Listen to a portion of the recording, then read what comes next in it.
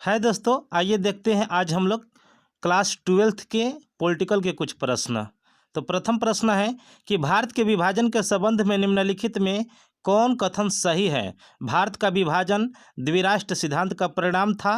दो प्रांतों पंजाब और बंगाल का विभाजन धार्मिक बहुसंख्यों के आधार पर किया गया। पंजाब और बंगाल में मुसलमानों की आबादी ज़्यादा थी। इनमें सभी, तो इसका आंसर होगा इनमें सभी। चलिए, नेक्स्ट क्वेश्चन है कि स्वतंत्रता प्राप्ति के बाद भारत के समक्ष राष्ट्र निर्माण की कौन सी चुनौती थी। पहला है ऑप्शन कि विविधताओं से भरे भारतीय समाज को एकता के सूत्र में बांधे रखने की चुनौती, लोकतंत्र को बनाए रखने की चुनौती, आर्थिक विकास और गरीबी उन्मूलन की चुनौती, इनमें सभी। तो इनमें सभी आंसर होगा। चलिए, क्वेश्चन नंबर 3 देखते हैं कि भारत को अपनी स्वतंत्रता के लिए बहुत बड़ी कीमत चुकानी पड़ी, यह किसने कहा। ऑप्शन क है के एम मुंशी ने, जवाहरलाल नेहरू ने, महात्मा गांधी ने, सरदार वल्लभ भाई पटेल ने। तो इसका आंसर क होगा के एम मुंशी ने। देश विभाजन के दौरान निम्नलिखित कथनों में कौन सही है। 1947 में बड़े पैमाने पर एक जगह की आबादी दूसरी जगह जाने को मजबूर हुई थी, ये सही है। आबादी का स्थानांतरण आकस्मिक, अनियोजित और त्रासदी से भरा था। धर्म के नाम पर एक समुदाय के लोगों ने दूसरे समुदाय के लोगों को बेरहमी से मारा। ये तीनों ऑप्शन सही है, अतः इसका आंसर होगा घ, इनमें सभी। क्वेश्चन नंबर 5 है, निम्नलिखित कथनों में कौन सही है। निम्नलिखित कथनों में कौन सही है। कथन का है कि लाहौर, अमृतसर और कलकत्ता जैसे शहर सांप्रदायिक अखाड़े में तब्दील हो गए। जिन इलाकों में ज़्यादातर हिंदू या सिख आबादी थी, उन इलाकों में मुसलमानों ने जाना छोड़ दिया। मुस्लिम बहुल आबादी वाले इलाके में हिंदू और सिख नहीं गुजरते थे। इनमें सभी, तो इसका भी आंसर होगा घ, इनमें सभी। क्वेश्चन नंबर 6 है कि आप निम्नलिखित कथनों में किसको सही मानते हैं। ऑप्शन क है कि सीमा के दोनों ओर हजारों के तादाद में औरतों को अगवा कर लिया गया, जिन्हें जबरन शादी करनी पड़ी और अगवा करने वाले का धर्म भी अपनाना पड़ा। ख है कि कुछ लोगों ने कुल की इज्जत बचाने के नाम पर घर की बहु बेटियों को मार डाला। ग है कि बहुत से बच्चे अपने माँ बाप से बिछड़ गए। तो इसका सही आंसर होगा घ। ये तीनों के तीनों ऑप्शन क्या है, सही है। हमारे आज़ादी के समय जो है ये सब सारी त्रासदी झेलनी पड़ी थी। क्वेश्चन नंबर 7 कह रहा है कि 1951 में भारत की कुल आबादी में मुसलमानों की संख्या कितनी थी, कितनी फीसदी थी। तो ऑप्शन क है 25%, ख है 20%, ग है 30% और घ है 12%। तो इसका सही आंसर होगा 1951 में भारत की कुल आबादी में मुसलमानों की आबादी कितनी फीसदी थी। तो 12% थी, मात्र 12%। चलिए, नेक्स्ट क्वेश्चन देखते हैं। क्वेश्चन नंबर 8 है कि भारत के विभाजन के समय भारत में कितनी देशी रियासतें थी।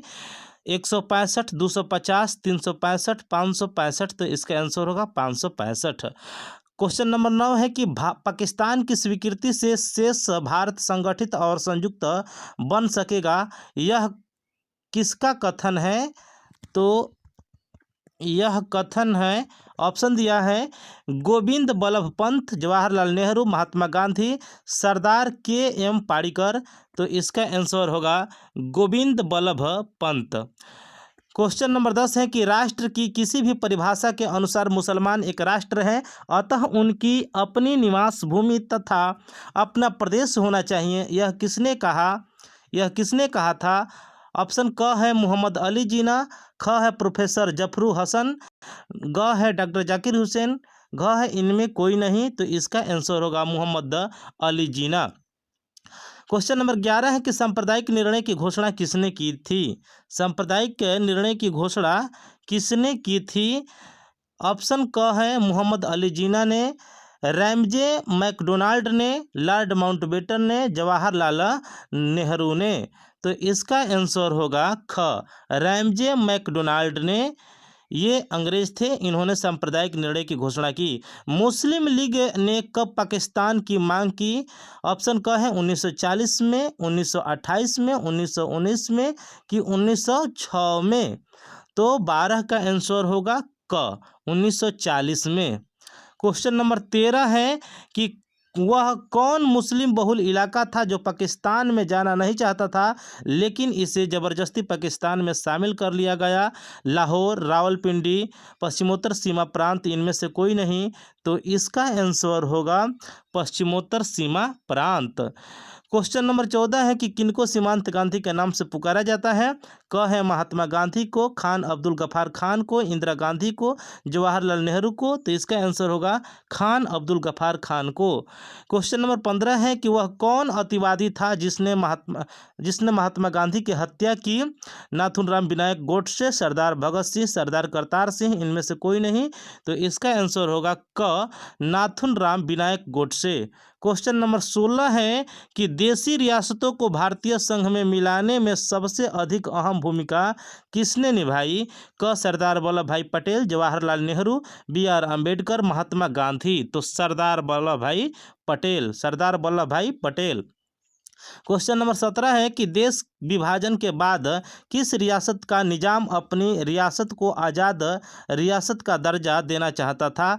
हैदराबाद का कि मणिपुर का, जम्मू कश्मीर का, इनमें से कोई नहीं। तो इसका आंसर होगा हैदराबाद का निजाम। राज्य पुनर्गठन आयोग का गठन कब हुआ? 1953 में, 1947 में, 1950 में, 1948 में। तो इसका आंसर होगा 1953 में। चलिए नेक्स्ट क्वेश्चन है कि राज्य पुनर्गठन आयोग के अध्यक्ष थे? ऑप्शन क है फजल अली, ख है हृदयनाथ कुंजरू, ग है सरदार के एम पडिक्कर, इनमें सभी। तो इसका आंसर होगा फजल अली। नेक्स्ट क्वेश्चन देखते हैं। क्वेश्चन नंबर 20 है। क्वेश्चन नंबर 20 कह रहा है कि स्वतंत्र भारत के प्रथम सरकार में गृह मंत्री कौन थे? सरदार वल्लभ भाई पटेल, चक्रवर्ती राजगोपालाचारी, बाबू जगजीवन राम, डॉक्टर श्यामा प्रसाद मुखर्जी। तो इसका आंसर होगा क, सरदार वल्लभ भाई पटेल। क्वेश्चन नंबर 21 है कि भारतीय स्वतंत्रता के साथ राष्ट्र निर्माण में सबसे बड़ी समस्या थी आर्थिक विकास, शिक्षा का प्रसार, शहरीकरण या देशी रियासतों का विलय? तो इसका आंसर होगा देशी रियासतों का विलयन, देशी रियासतों का विलयन। क्वेश्चन नंबर 22 है कि वह कौन देशी रियासत थी जिसके विरुद्ध भारत सरकार को विलयन हेतु बल का प्रयोग करना पड़ा? जूनागढ़, हैदराबाद, त्रावणकोर, मणिपुर। तो इसका आंसर होगा हैदराबाद। क्वेश्चन नंबर 23 है कि 1956 में भारतीय राज्यों के पुनर्गठन का आधार क्या बनाया गया? भाषा, भौगोलिक क्षेत्र, जाति या धर्म, देशी रियासतों की पृष्ठभूमि। तो भाषा। क्वेश्चन नंबर 24 है कि जम्मू कश्मीर समस्या के संदर्भ में कौन सा कथन सही नहीं है? जम्मू कश्मीर द्वारा भारत के साथ इंस्ट्रूमेंट ऑफ एक्सेशन पर हस्ताक्षर किया। अन्य भारतीय क्षेत्रों की तरह जम्मू कश्मीर के लोग चुनाव में भाग लेते हैं। जम्मू कश्मीर का एक भाग भारत के नियंत्रण में है।